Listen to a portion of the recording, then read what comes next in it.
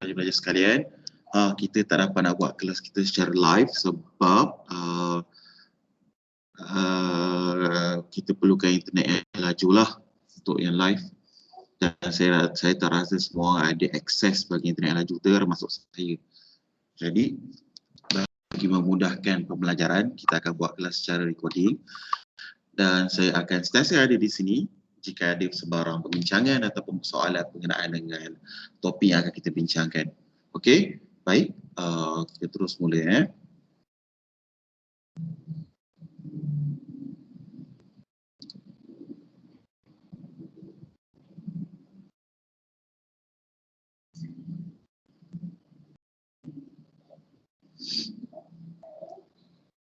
Yang pertama yang akan kita bincangkan adalah kenapa wujudnya perbezaan bagi waktu subuh. Perbezaan dalam penentuan waktu subuh dan waktu isyak. Jadi yang baru-baru ni, sebab saya pada tahun lepas, kita ada perbezaan dalam penentuan waktu subuh. Dia bermula dengan JAKIM, kemudian dia dan negara-negara yang boleh ikutlah. Asalnya dia menjadi semakin lambat. Jadi kalau mula pukul 6, kalau sebelum ni mula pukul 6 dan yang terbaru akan dimula pada pukul 5.54. So dia akan lambat dalam 2 minit. Lambat dalam 8 minit lah. Ini bukan satu perkara yang baru. Kalau kita lihat di negara lain terdapat lagi banyak perselisihan dalam penentuan waktu subuh. Contohnya di Mesir 19.5, tapi ahli saintis di Mesir melihat mulanya waktu subuh pada darjah 14.7. Di London mulanya waktu subuh pada darjah 17. Amerika 15, Malaysia kita ada 3 pendapat dari Malaysia lah. Ada yang kata 18, ada yang kata 17. Indonesia juga ada dua pendapat lah. Ada kata 20 darjah dan ada kata 18 darjah. Jadi apa sebenarnya darjah ni lah? Kita mula dulu dengan bagaimana Allah meletakkan isyarat ataupun had ataupun tanda bagi mulanya waktu subuh. So subuh tu dikatakan dengan waktu pagi lah. Jadi kaum Arab memang ada dulu lagi subuh khair memang dikhususkan bagi ketika waktu subuh. Kemudian daripada hadis yang panjang ni, yang mana dia berceritakan di mana Nabi berjumpa dengan Jibril dan diceritakan waktu mulanya waktu subuh dan waktu akhirnya waktu subuh. Kita dapat lihat bahawa subuh tu bermula ketika menjelang pagi. Solat subuhi hina tulu'ul fajar. So fajar ni adalah dia punya kunci dia. Tapi apa sebenarnya dimasukkan dengan fajar? Iaitu solibihi subhi hina asfaro hina asfaro qalila, iaitu mulanya waktu subuh.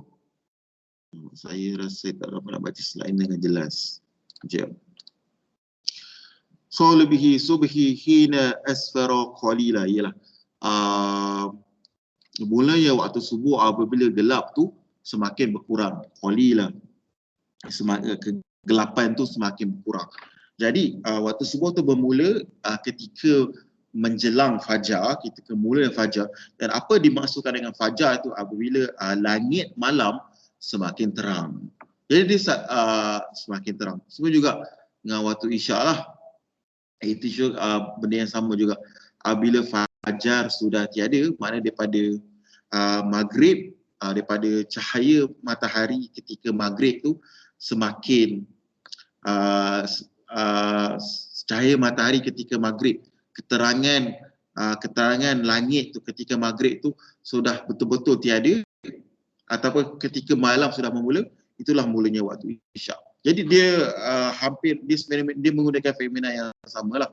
Waktu subuh akan bermula apabila mulanya fajar atau apabila langit tu tiba-tiba semakin terang. Tapi waktu isyak tu bermula apabila tamatnya fajar ataupun hilangnya cahaya pada langit ataupun ketika bermulanya malam. Jadi yang menjadi persoalan ialah Kalau kita tengok pada hadis ni, dia jelas dia kata fajar bermula, subuh tu bermula ketika fajar bermula, isyak tu bermula kita fajar habis. Jadi apa yang kenapa ada masalah kat sini lah? Masalah kat sini adalah menentukan cahaya. Kita cahaya ni satu perkara yang sangat kompleks lah. Kita memang ada pelbagai alat untuk mengesan cahaya, tapi untuk mengesan cahaya pada mulanya fajar, pada mulanya subuh, itu perkara yang sangat kompleks lah. Dia bergantung kepada sejauh mana sensitifnya alat untuk mengesan cahaya itu. Jadi kamu bayangkan,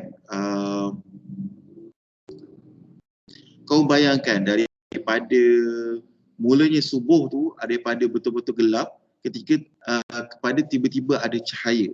Jadi tak semua alat tu mampu untuk mengesan ini.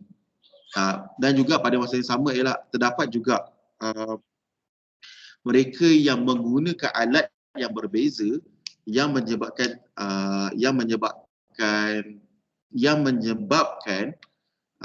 terjadinya bacaan yang berbeza. Itulah menyebabkan terdapat berbagai bacaan lah. Yang paling Malaysia kita baru saja ubah kepada 18, tetapi terdapat kajian yang mengatakan 17, tapi dia berbeza lah. Malaysia menggunakan alat yang lain iaitu SQM, tetapi yang mengatakan 17 ni dia menggunakan alat yang lain. Indonesia terdapat dua bacaan, 20 darjah dengan 18 darjah. Itu permasalahannya lah. So apa sebenarnya darjah ni lah? Darjah ni adalah kedudukan matahari di bawah ufuk. Jadi lagi bawah ni dia lagi rendah lah, 18 darjah, 12 darjah, 16 darjah.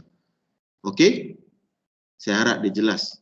Jadi secara kesimpulannya kita boleh kata that adanya perbezaan dalam menentukan waktu subuh dan waktu isyak di Malaysia dan di Mesir. Mereka menggunakan parameter yang berbeza. Dan parameter yang berbeza ini adalah kesukaran dalam menentukan cahaya bagi mulanya waktu fajar. Oleh kerana kesukaran ini terlalu kompleks, dia menjadikan wujudnya perbezaan. Tetapi perbezaan ini tak makna bila kita berbeza waktu solat kita dengan Mesir, solat kita tak sah. Tak makna gitulah. Tetapi ialah satu usaha untuk mendekatkan kita punya ibadah permulaan waktu subuh tu sesuai dengan petunjuk Nabi SAW. Okey, baik, jelas? Okey, saya sebarang soalan boleh tanya dalam grup dan saya akan balas dalam bentuk video lah. Alright, okey. Sekian, terima kasih. Assalamualaikum warahmatullahi wabarakatuh.